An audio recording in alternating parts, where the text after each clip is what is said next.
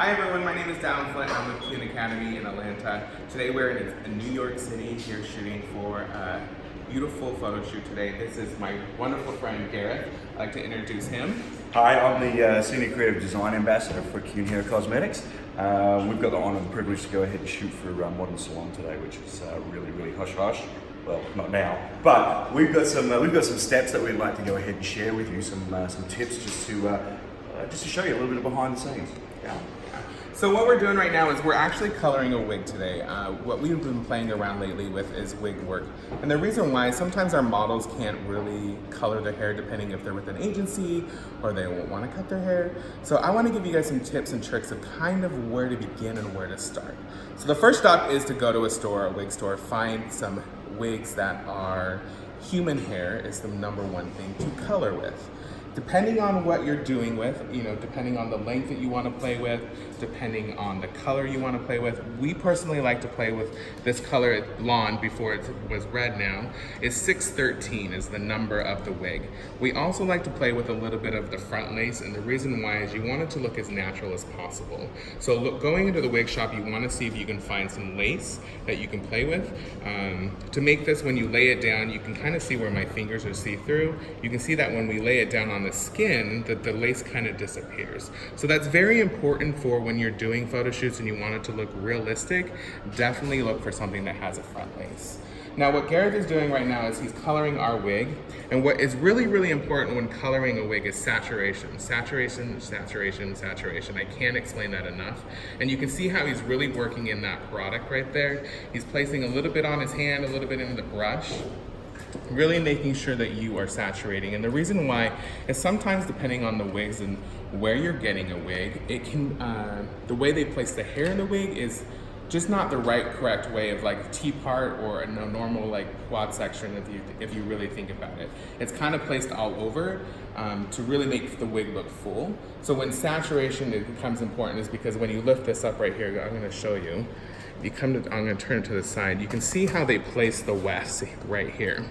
So if you take a smaller section like this, you can really saturation through this. But sometimes if you're going to take a bigger section, you want to make sure you get it all the way down to the base and really working in that product.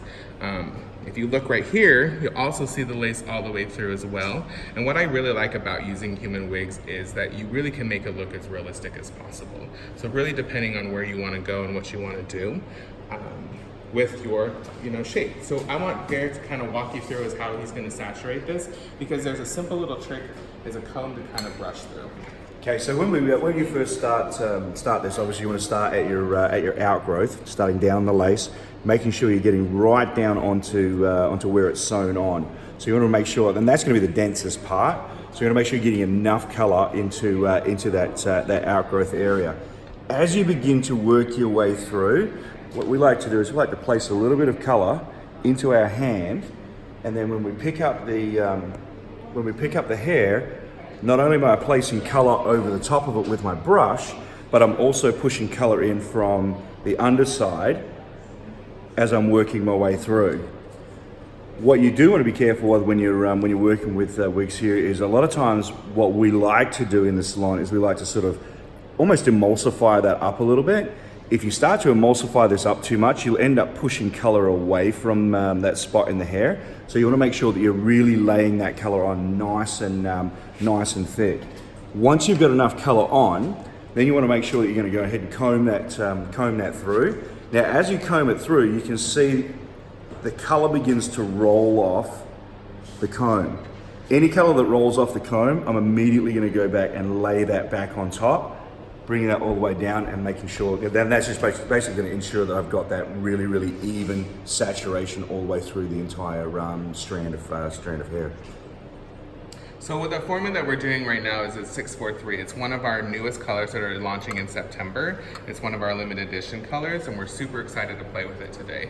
Just another quick tip too, is you can see there's a T-pin in here. You can get the T-pins at the wigs. This will also help you really nice to kind of place your wig on your mannequin. Our first step on our mannequin, what we did is we shaved a mannequin. If you can find a mannequin that already has hardly any hair, you can go ahead and shave it off. But these T-pins will really help hold your wig so your wig isn't slipping off your mannequin as you're coloring. So we're super excited to be able to share this with you today. So stay tuned. We'll see you guys soon.